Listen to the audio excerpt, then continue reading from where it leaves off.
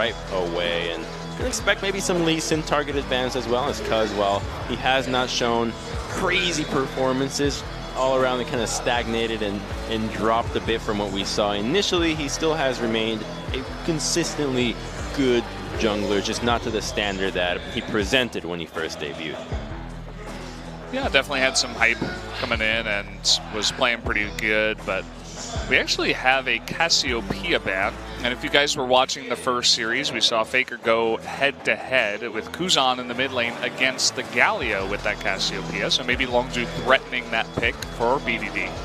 Exactly. Now it's likely that this meta has transitioned into Galio being answered by the Cassiopeia, as you're talking about. So saying, are you going to ban Galio if you don't have Cassiopeia as an answer?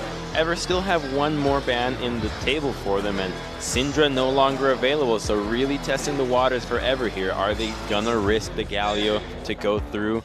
They've paid for it before, and they're not gonna do it again. Yeah, definitely do like the ban.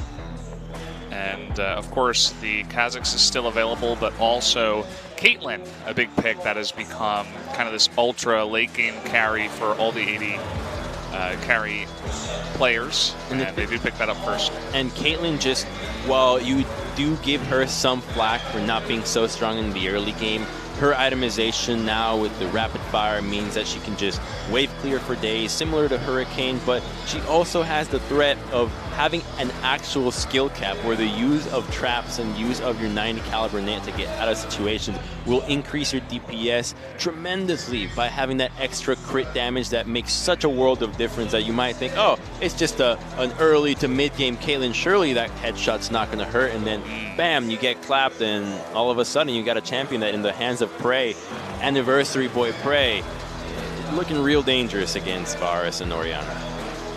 Yeah, Orianna picked up here for Septid. So far he's 0-4 on it, but he's had some good games on the champion regardless of what his overall score is. I think it's mainly just a team issue and his team losing while he's playing Orianna rather than his play.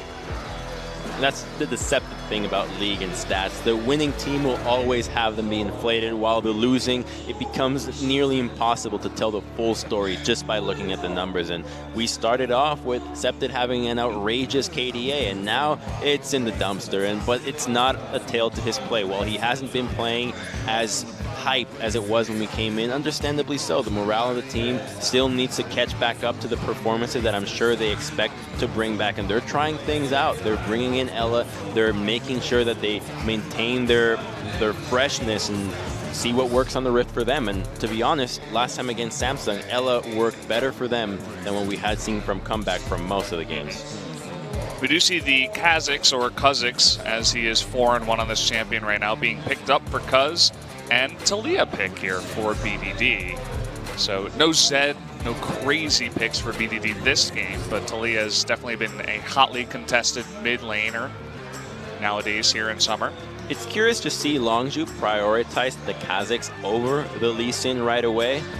Lee Sin being a more powerful early game jungler. However, if they plan to transition to a point where you're offering the most assistance possible for maximizing Caitlyn's efficiency, having Kha'Zix with your evolved spikes will be that pick for you, because you can keep everybody at bay, keep them in check, make sure that the range of Orianna never truly threatens, and it gives you that early game 1v1 skirmish to nullify whatever Malrang has, as Kha'Zix is one of those crazy find the opposite jungler, consume him, evolve, and then take over.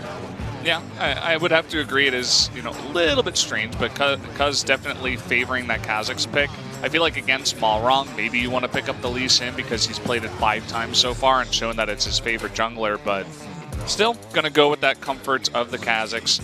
We're into the second banning phase now. Fiora and Thresh banned out here by Ever8, whereas Kled is the first ban for Longzhu. Thinking about their second one will be the Shen up in the top lane.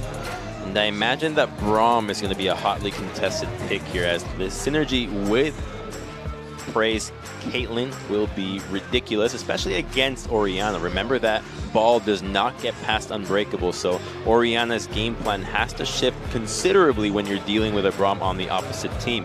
And then if a champion like Lee Sin is to go into the mix, he can always get popped in right away, proc the stun in a matter of seconds with the attack speed that Caitlyn does bring to the table. So I expect Braum here as a support, maybe even the Tahm Kench, but it just doesn't seem. Okay, there it is. Braum or TK. They're thinking about it. So far, they're hovering the TK. I think when the Jarvan comes out, you go with the Kench instead. You can protect your Caitlyn better against the Jarvan as opposed to the Braum, because now you're no longer dealing with ball as your threat. You're dealing with Jarvan as a ball carrier, and you cannot stop the ball in that situation. Therefore, it makes more sense to have a safer support for this Caitlyn, who will so far have a relatively uncontested laning phase, as we have yet to see the support from Ever to come out. They could still do the Braum themselves, but they have such an ample pool to select from here. Even the Zyra would make sense, but they are just going to choose that as they have so many auto-attacking champions. And these are the little synergies that you want to see be made. That way everybody can proc these spells. If you pick a Braum with a heavy AP lineup, chances are nobody can really get that concussive blows, but even Orianna benefits from attacking targets multiple times and will look to do so during a fight. So I love the pickup here, especially when you're dealing with divers like Renekton and Kha'Zix. Yeah, I think you pretty much summed it up there, Crumbs. What do you think about the Renekton pick on the side for Khan? It's all about the early game here. They have an incredible amount of pushing power in top and middle, and if they can take advantage of that with Cuz, then their game plan becomes nullify the jungler, get your advantage in the bottom side, as you are so well protected between Kench and Caitlyn that the all-in from Varus and Braum cannot happen. So Longzhu looking to get ahead in the top side of the map, and if they can do that while they don't have crazy tools to flank an Orianna and take her out, advantages early game, and an early Herald will put her in a hole that she will struggle to get out of. Yeah, definitely puts a lot of pressure on Tamalrong here, one of these younger junglers. I'm not sure how many people out there have seen some of his interviews, but a very laid-back, kind of meek You mean guy. shy? Yeah, very shy. And timid. Yeah, that's one way to put it. And when there's a lot of pressure on a guy like that, I mean, it's yet to be seen whether or not he can truly perform up against some of these other bigger teams. So far, Ever8 has had a lot of trouble with exactly that, though they did put up a good fight against Samsung. So let's go over the compositions one more time. Renekton, Kha'Zix, Taliyah, Caitlyn, and Tahm Kench. Longzhu. I imagine at least Ever, though, they are in the side, they're at the end of the tunnel.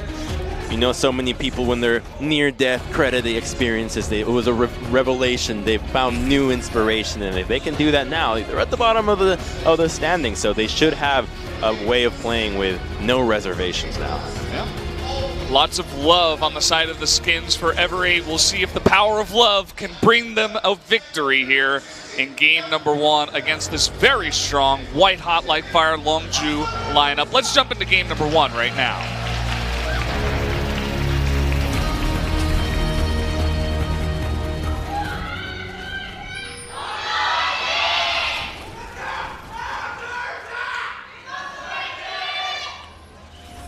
Wow.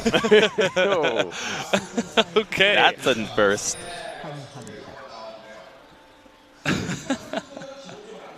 That guy is really into it.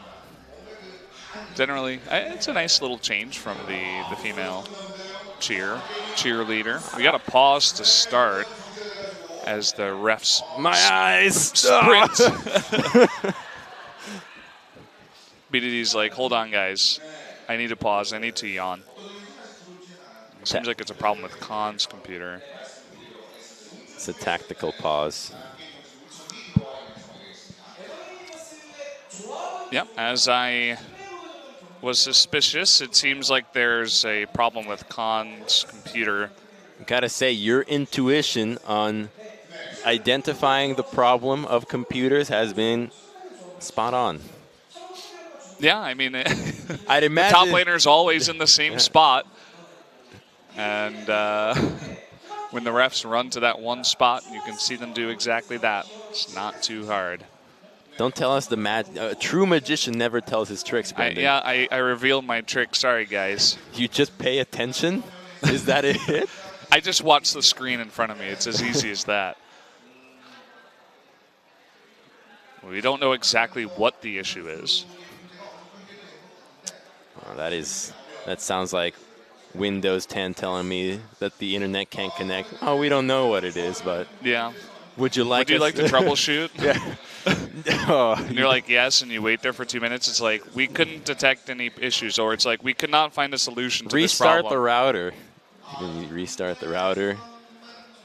We've identified an issue with your router. It's like, I hate those issues. that has literally never worked for me. So Khan says because he spent more time loading, his in-game clock was behind. And, okay, I suppose if that is true, you would like to have your clock be on the same time as your teammates. I didn't know that was possible. That sounds like an easy enough fix to just go for a remake or a relog. So it shouldn't be any crazy amount of time for this pause. Like, just restart the game if necessary. We've only wasted 45 seconds. Most of us do that anyways, just at home, trying to not get out of bed. You wake up and take hours watching TV, watching videos, memeing, thinking of what memes to come up with next. Sitting, is that what you do? You've never laid there pondering laid in your bed memes? Pondering thinking what about meme memes. you want to come up with next? What's the meme economy looking like? What's the fidget spinner market up? What's it like right now? Just like you would check the newspaper for stocks, you got to go on r/meme economy, check that out, and see what's popular. See which memes you want to invest into. You know, memes are just a way to cope with existence. That's really what they are. Coping with the eternal sadness of every day. This got really real very fast. That's what memes are for. It's a way of self-expression. A connection with someone. See, I knew this was going to happen because Crumbs was reading. No, that's totally Plato true. in between the matches. Yes, I was reading the 4 Socratic dialogues of Plato in between the matches. Yeah, you don't have that with you right now. No, I do not. Or else I guess you could show the audience, but... Oh, we do have a croissant. Do you want to show it off for the audience again? Open up the lunchbox, baby. Here you go. This is all in praise, honor. Oh, yeah. What angle? The fans are watching, like, what the hell is this guy doing? It's, yeah, you gotta give him credit, you know. Shout out to the fans who... do give all that stuff to you know, casters. These guys sit there and they play all day. It makes an impact in their lives, believe it or not, as minor as the gesture might be. For playing all day, you think about solo queue, and then your effort is truly rewarded just right at the end. But when somebody makes your day like that, they remember things that you even as a player don't remember. Yeah. It strikes a chord. It's like that time you signed the baby, right? Yeah, but I was much younger then and definitely did not care about those things at the time. That's true. Did anyone give you any presents for your anniversaries in pro gaming, Crumbs? Oh, no. I think people celebrated.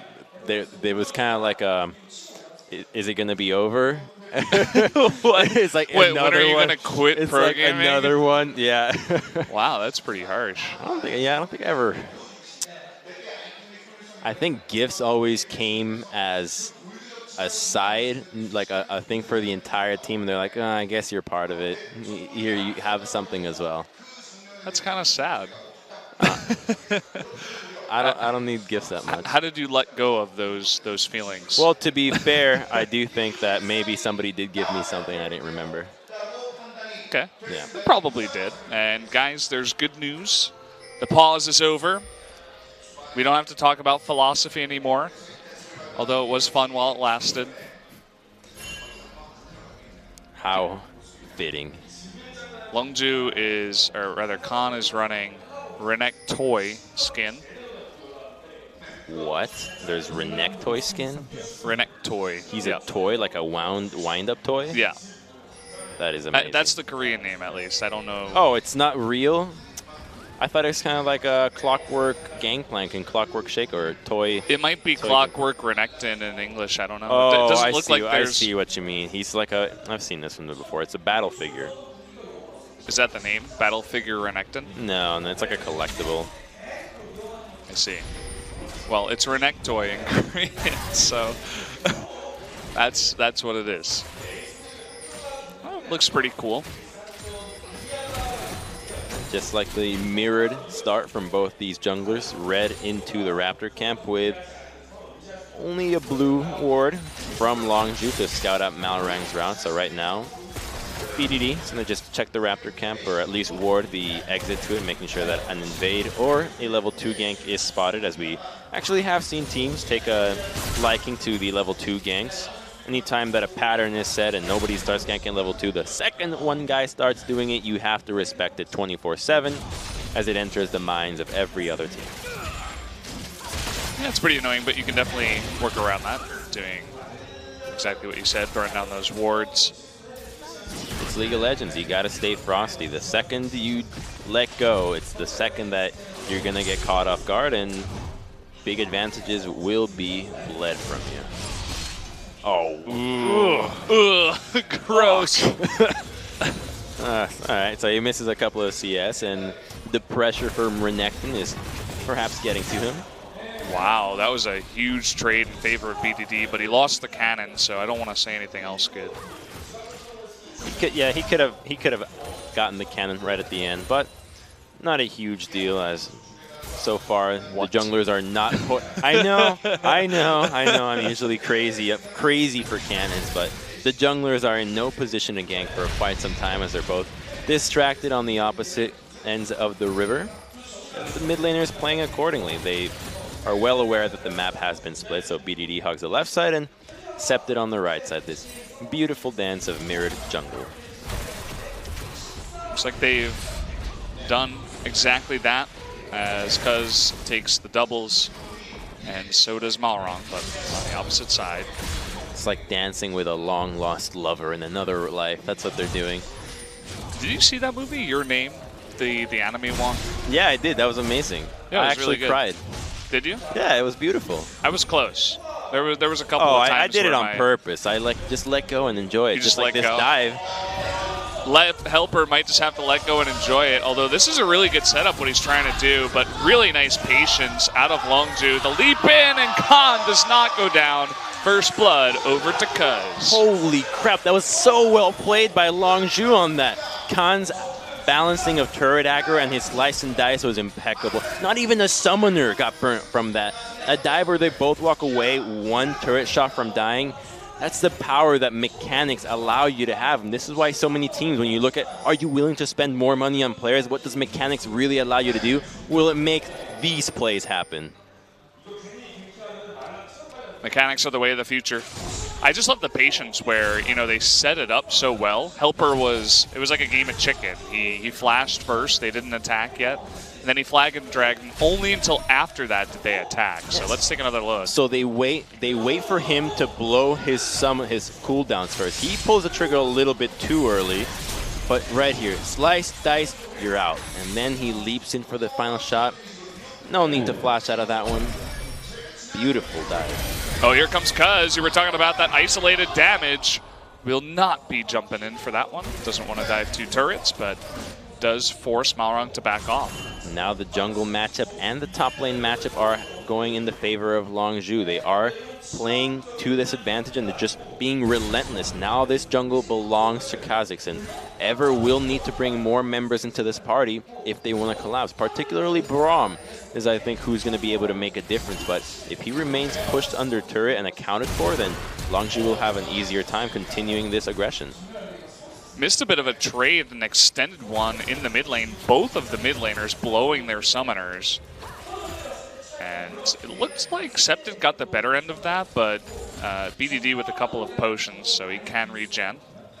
Just showing how tense things are in the mid lane, as getting control of mid will mean that your jungler has an easier time in jungling, as well as allowing your team to collapse sooner. But a 3-man dive is being orchestrated that Septed can only speculate. They did a good job of sniffing this out. You can see that probably MIA calls in the top lane, as well as Malrang invading, might give them some extra information to say, okay, Cuz might be around mid lane.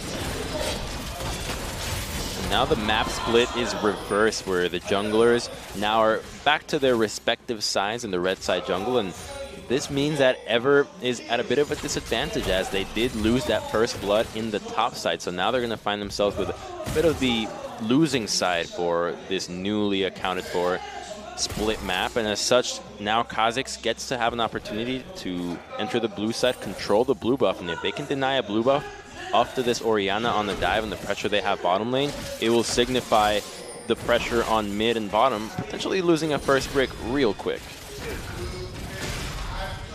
You can see that BDD was thinking about that Weaver's Wall down into bot lane, but decided against it. Because with this jungle item finished, we'll start the Mountain Drake. Here comes Malrong towards the bottom lane, and actually, Cuz will jump off of this. The ward does spot him, and look at that damage chunked to about a third health. Will he restart that Mountain Drake? Doesn't look like it just yet. Blue buff is about to spawn. I think eyes are on the blue buff here. He's already committed to showing he's on this side of the map. Taking Dragon would be a bit riskier, and all he has to do is control this blue buff. So well-timed pushes from the bottom lane and mid lane from Longzhu are in order if they want to take this blue buff. It has already spawned, and Lee Sin is nowhere to be found. So Longzhu prioritizing the objective that will yield them the most in the future. Yeah, I like the play. You can see Gorilla coming up here too, just in case. And they're going to hand this one over to Cuz. Not even giving that to BDD. Now they have to consider defending their own. They're not going to see Malrang invading blue buff.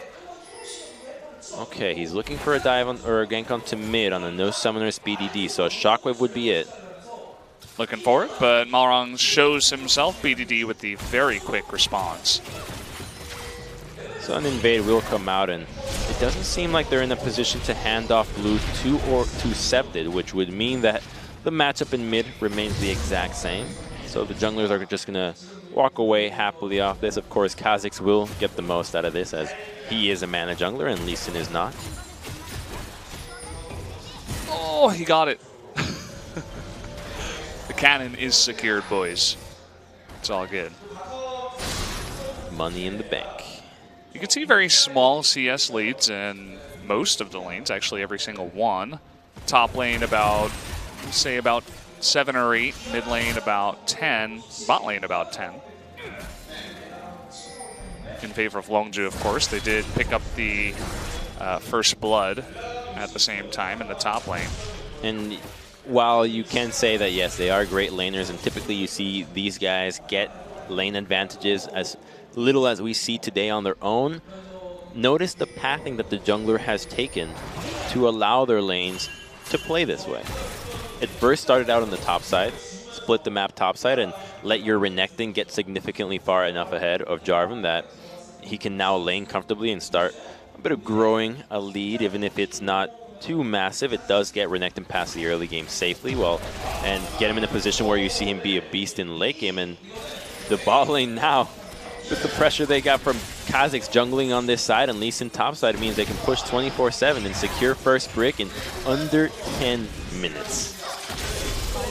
Yeah, just no response here, and it looks like Ever8 on the other side, they're just going to go for the Rift Herald.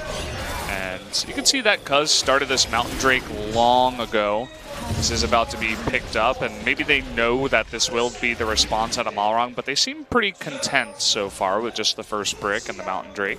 Yeah, they should be aware enough that Ever is trading the Herald for it, and pings do go out on it right now. Unfortunately, they are not in a position to respond to this, so Ever will have to make the most out of this Herald. This Herald cannot be one of those throwaways for some damage on the turret. It has to take a tower, preferably the mid lane, if they want to make this trade that happened at 10 minutes worthwhile for them. You can see Abyssal Voyage used here by Gorilla to help him and Prey get up into the top lane and save that turret. So they want to make sure they can extend this gold lead, keep it as far ahead as possible for as long as possible. Cuz even making his way up here. Maybe they're expecting Malrang to come support, as he is. So the thought process behind this move from Longzhu is it's going to be better for them to protect their own turret. So whatever's trying to do is grow their lead. They need to increase gold into this game so that the percentage of that they're at a disadvantage goes up and goes down as it becomes less meaningful with more gold into the map. So they're going to try to trade the top lane turret and try to surprise Longzhu. think he should be fine here, yeah. So they're going to try to surprise Longzhu, take that top turret. Whereas for Longzhu, it'll benefit them to grow their lead if they match the dual lane. Not only can they stop an influx of gold happening into the game by trading even more turrets, but by protecting their own, this is the lane where they got the advantage that allowed them to get tier 2s, the tier 1, pretty much by themselves. So they should be able to eventually take down the tier 1 top solo, or at least use the pressure to rotate somewhere else. And they're using that for mid lane in a 5-man roam. Look at this.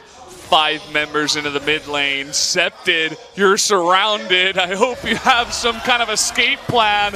He's going actually towards the bottom right, and he will get out. The teleport comes on in from Helper, and all of a sudden Longzhu are the ones that are on the escape. Cataclysm is going to be used with the shockwave. Good flash there by Prey to get out of harm's way.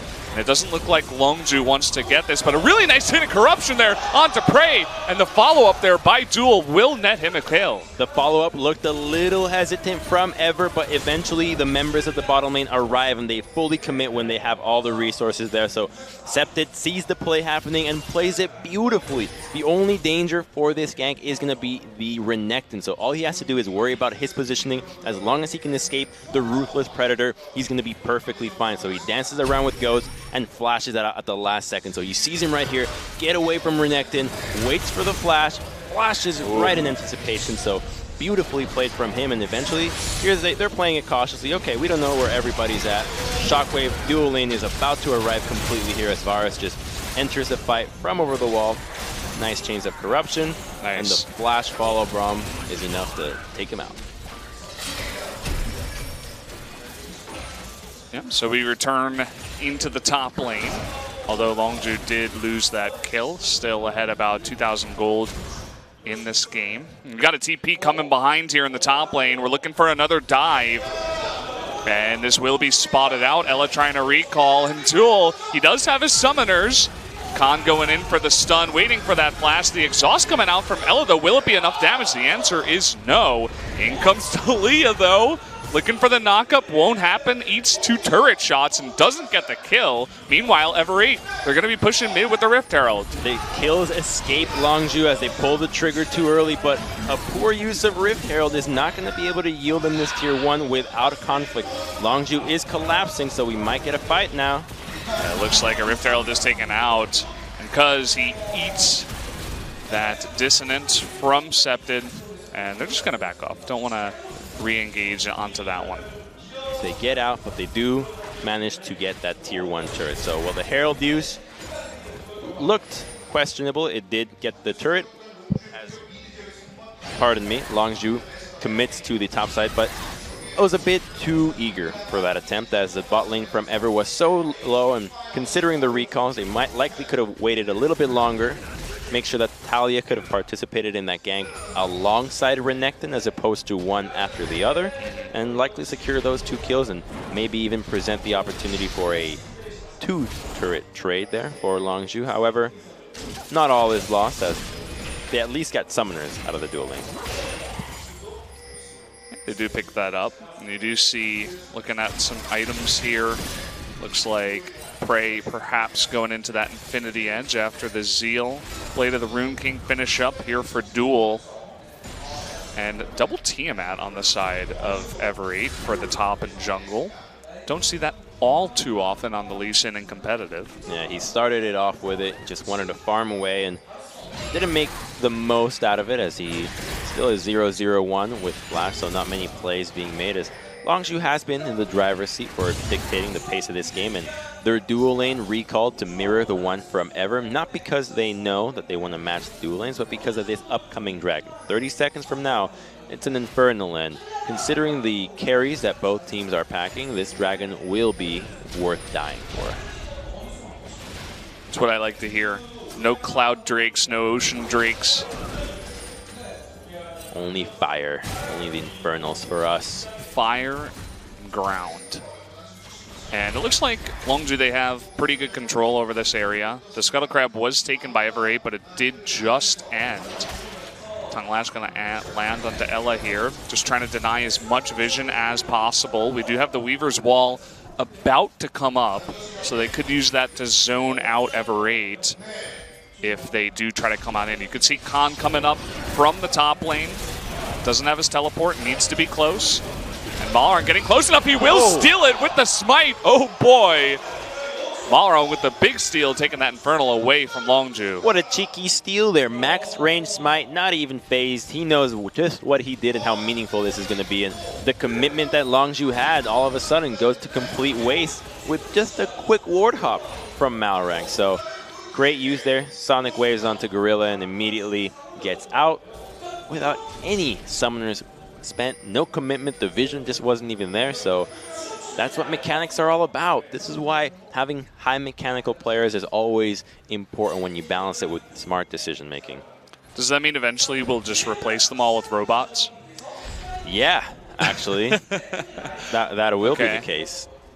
It's kind of scary. There's a reason why, like, in chess and Go, robots always win. Just a late smite from Cuz. I mean, doesn't look like he even used it.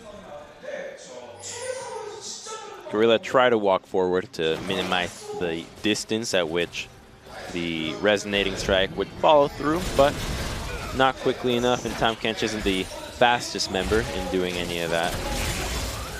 Next Drake will be Cloud, so it seems like both of the teams kind of got one color.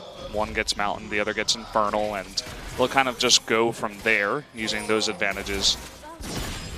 And as you said before, the Drake's just a small part of this game.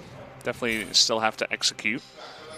And it's now all going to be about cracking tier 1 for Longzhu. Staying straight into the mid lane is not going to do it, so they're going to have to control 2 lanes. They've decided that the bottom side will be the second lane for them, so pushing out this wave will be important if they want to crack out mid lane. However, notice the control ward in the bottom side for Ever, right at the bot lane wards. That ward, here he goes, it's at the try. Okay, coming in on the try brush, in comes Helper from behind. Septed trying to get on in here. Cuz will take the blue. The teleport from Khan is a little bit late. Gorilla locked up, and the nice chain of corruption. Look at that kick straight into Ella from Malrang. Cuz getting extremely low, but the damage is turning back. Double kill now for Duel. He's somehow still alive, but now the big shockwave onto BDD. He's still very, very healthy, but so is Septed. The flash forward! Septed trying to take this fight into his hands. Now it's Septed against BDD. Who's going to win? Septed with that red buff does slow him, and BDD is out of mana, but he can't get close enough. And Khan just almost obliterates the fight. The initial came out from the teleport. We saw them go onto Gorilla. Both the Flag and Drag and the Glacial Fissure commits almost entirely to Gorilla. Nobody else is taking any damage. And we're going to take a look right there. Here comes the TP. It's coming into the try. Jarvan is here. The leap is used, and everything gets blown onto the Gorilla. The Flag and Drag, nobody can follow through. Septed is stuck in the outside. Doesn't have an angle for a shockwave, but a beautiful 2-man kick. And immediately as the kick comes through, Ella commits to flashing in, but that's a Renekton that hit a 4-man slice and dive with Talia right in the backline, but the shockwave is good, and this one right here, the flash, Q dissonance, straight into the face, no chance of outplaying it. So sick. What a great fight. Put that in your highlight reel. That was a really fun one to watch. I thought Renekton was going to turn the whole thing around. Yeah, it was really close. Malrang showing up on his Lee Sin tonight. Really I feel like he's really on point here. And that just shows the level of play that is necessary to win one of these fights when the initiation is so botched. When so much is used on an insignificant target on a fight, such as Tahm Kench that early on, not to say that the Kench isn't insignificant, but without anybody to pop him right away, it does become misuse of those abilities. That you need that crazy play from Septed, that flash 2-man kick from Malrang just calculates the geometry in his head and finally pulls it off. Had those plays not happened, surely Longzhu would have wiped the floor with Ever. Yeah, looked like it. Khan, was a little bit later on the teleport comparatively, but he made it just in time for everybody from Ever8 to be grouped up, and Gorilla very confidently just waddles up to the tri-brush. Gets a couple of spells. He's tanky. He's got his Merc Treads now, so getting caught out by Braum and Varus would not take nearly as long, as is probably tanky enough to survive quite a bit of punishment from these two. Bunch of pings going down into the mid lane. As Gorilla, again, just swaddling up, not doing too much. Ella leading the charge here with the Unbreakable, cannot get the knock up. Both of the ultimates miss. What? Yeah, they really want to get Tahm Kench, but the carries aren't there. I don't think they're looking at Mercury Tread purchase. He does take a while to go down. There is exhaust on him as well. So he's not the easiest member to go for. And so instead of looking for the Tahm Kench, which is a viable option if you have multiple members there to pick him off right away, as opposed to on the max range of a Glacial Fissure, look for the targets that don't have Tahm Kench near him, such as Talia. Talia. I mean, if you can pop that Banshee's Veil, it's definitely not too tanky. Has a bit of extra health from the extra Dorans and the Haunting guys, but still, as you said before, it's just a bit of extra health. When you have Varus with Piercing Arrow and you have a Luden's Echo on Orianna, I think hitting the Banshee's Veil shouldn't be that difficult. Gorilla trying to go hardcore in by himself. No one joins the Abyssal Voyage, and at least I suppose he gets the Shockwave out of Scepted, but just a small trade there. See, that's how much damage Orianna does to him by himself. If Varus was there, chances are it would not have been enough if Chains of Corruption were not used. So it just shows the commitment that it takes for the Tahm Kench to go down. Okay, we got the two dual lanes coming in here. BDD going to make it an unfair fight, but Helper looking to even it up. 3v3, and the teleport coming on in. Make that 4v3, and the trade here in the river. It looks like Cuz has found Scepted. Can Scepted trade it back? No, is the answer. Cuz with his X-Drinker will have enough survivability to take out that very squishy Orianna. He sure would have wished he had Shockwave right there, and as such, Cuz punishes him immediately. A no summoner Orianna cannot escape the grasp of a level 11 Kha'Zix. Now on the chase for Elise, and we've seen this go wrong many times. Trying to flash for the stun, and he just ward hops away. Will they re-engage here onto Khan? There's the kick into duel. Khan, though, will be stunned up by those concussive blows. He is going man mode, but he can't quite get enough damage, although he does get duel really low. Will meet his fate. That was incredibly painful with the Titanic Hydra onto the Varus. He saves the heal intelligently, but now they have an idea as to just how much damage this Renekton can deal, and the answer is a heapin' helping. Hamburger Helper coming on in out of this Renekton. That's a saltwater Australian crocodile. That's no alligator. That's true. And, well, we're going to get a replay of this. You can see Scepted, no Shockwave, low on mana. Does do a bit of damage, but Cuz with a really nice find in the river. To be fair, I think if he had Shockwave, he probably would have just gotten Cuz's flash and still would have died. But better than nothing, which was what he did.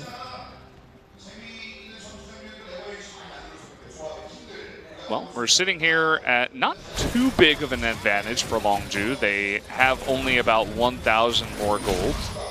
And that Infernal Drink is going to scale ever more so as we go later and later on into this game. The Jarvan getting nearly extremely tanky, has that Black Cleaver nearing that Gargoyle Stone Plate, whereas the Renekton, as we usually see it happen, unless a Freak is playing it, it does tend to fall off. Ever with a bold move here, going for control of red side when they have no access to the bottom lane and are just barely clearing out the middle wave. Longzhu's in a position to just take Baron, and they're not going to hesitate. They're just going for this. There's no vision. Double control wards. Ella is slowly making his way in, and finally they see, but there is the Weaver's Wall. Gonna lock out everyone and knock Ella into the pit all alone. There is going to be him jumping over the wall, though, to safety. Has to use his flash, but again, kind of just a free Baron there for Longzhu. What the hell was that from Ever? Why are they going to the red side at post 25 minutes? Give up complete control of Baron when you have a Kha'Zix in the enemy team that can just obliterate Baron. I have no idea why they commit to the bottom side. There's no Dragon coming up next. They didn't even have pressure bottom lane, all for maybe a tier 2. Just so bizarre to go for that move. And Longzhu's like, all right, we'll take a free Baron. Thank you. And we'll see you next game now, I guess. Because now with a split pushing Renekton that has been as beastly as it has been in these fights, who's going to defend against him? And successfully? I don't think so. Not looking good for them after giving up essentially that free Baron. And they're trying to make a defense up in the top lane.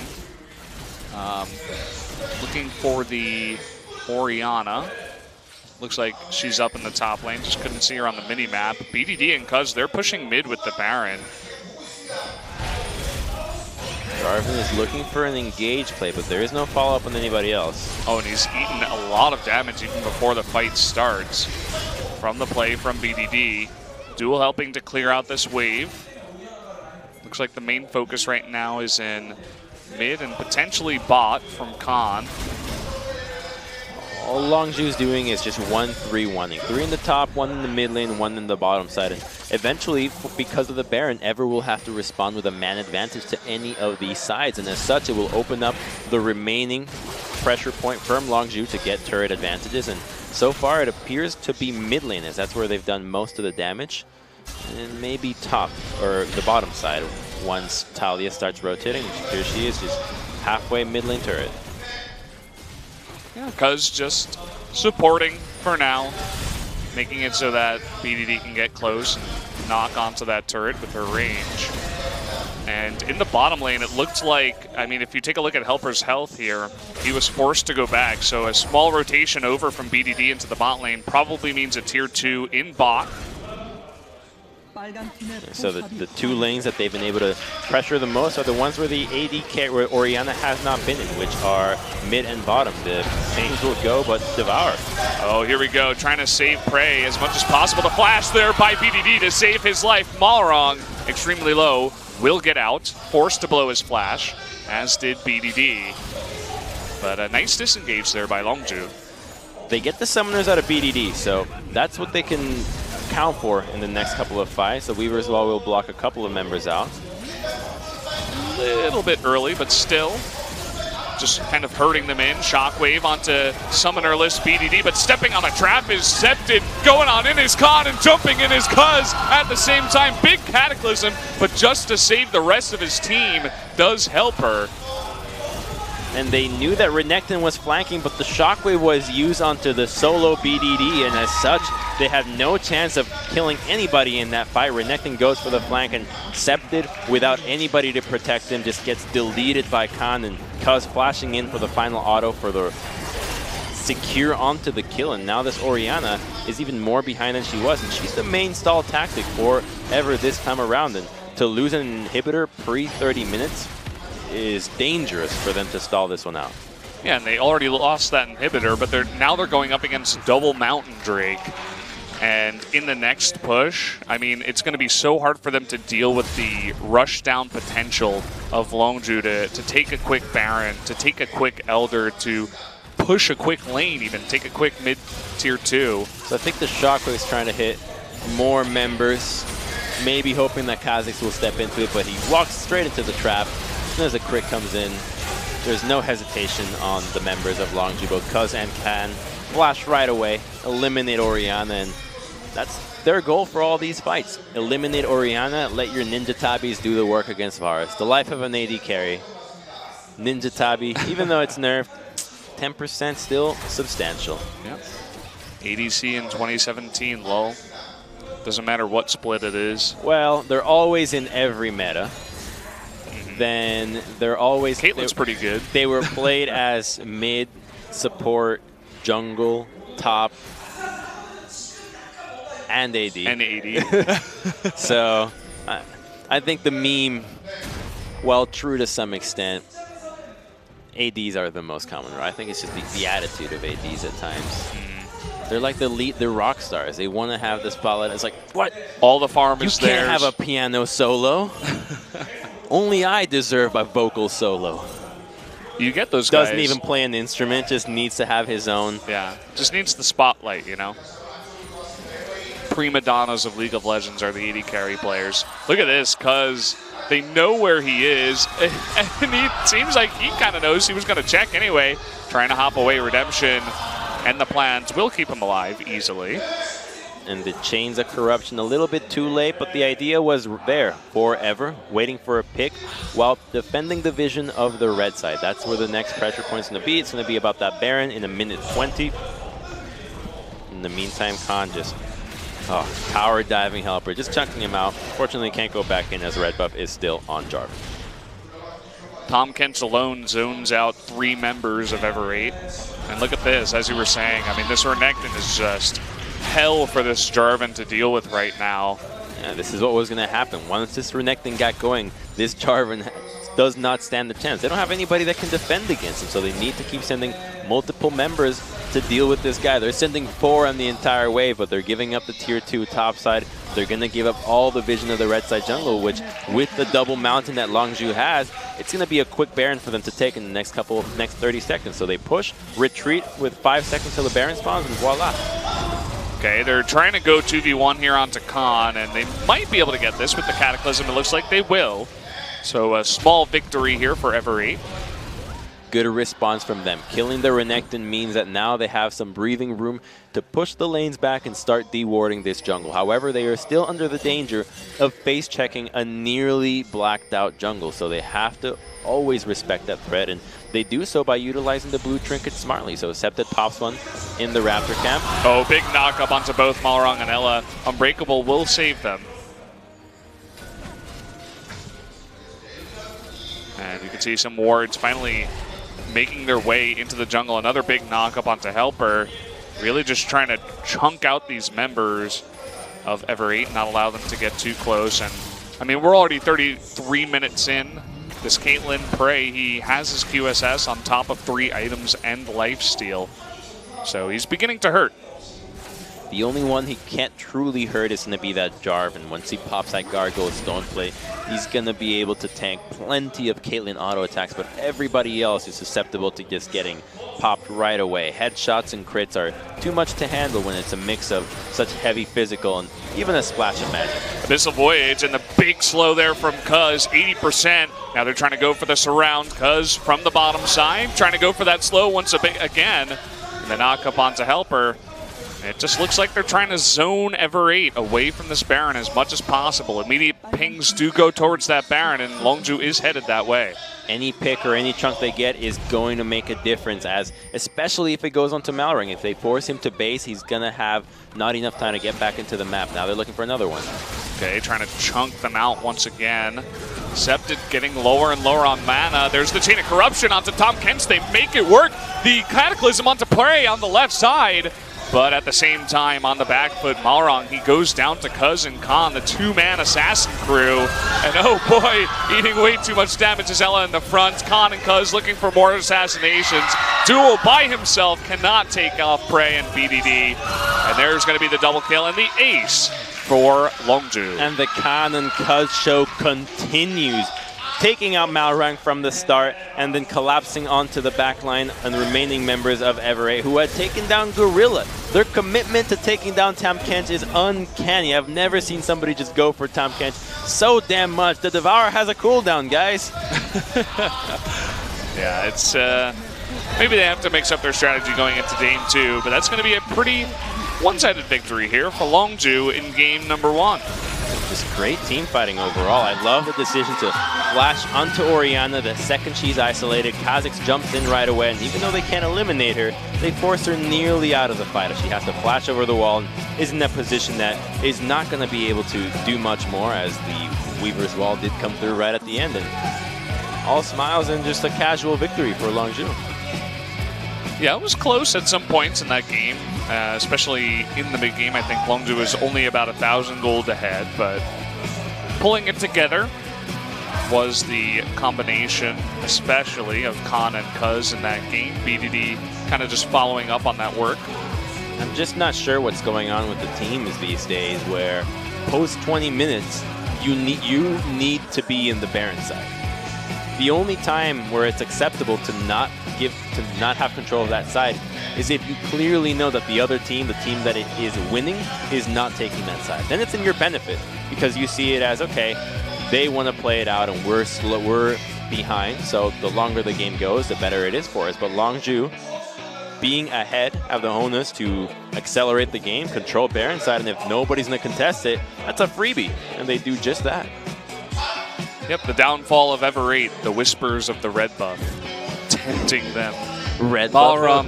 Malrang, come kill me. You You know you love red buff. It gives health regeneration now. That sounds like some crazy schizophrenia there. Red buff talking to you to come kill it. Well, there's no Ivern in this game. We haven't seen that in a while, but it seems like Lee Sin, he was blind. He didn't really know where he was going. Thought he was fighting the Baron. It was actually red buff. They don't really feel the same, I wouldn't think, but... Yeah, teams can do Baron too quickly now, and they're on the mark. I think most Barons have been 25 to earlier, not so much of the crazy later stage Barons. And this is the first dive. And the synergy between these two was just apparent from the first blood, which is just this kill right there. Beautiful execution of the tower dive. And here is when they overstep. They try to go for the 5-man, but it's all about being the ones forcing the opponent to react. Because if you can force your opponent to react, you get to decide the conditions by which you fight. And deciding those conditions means that you're likely to not lose as much if you were to lose a battle. So the fact that they lose a fight into the mid lane, but because they started it and forced the team to respond, means that they are going to be A-okay. Here was this really impressive fight where they burn everything on Gorilla, and they do eventually take him out, but then big boy Renekton makes his way in. They're just shredding through everybody in Talia in the back line, but Orianna with a great shockwave to keep Renekton at bay, finish him off, and then the flash Q here. I wanted him to just go toe-to-toe to the death with BDD and say, who's the real BDD now? But that did not happen.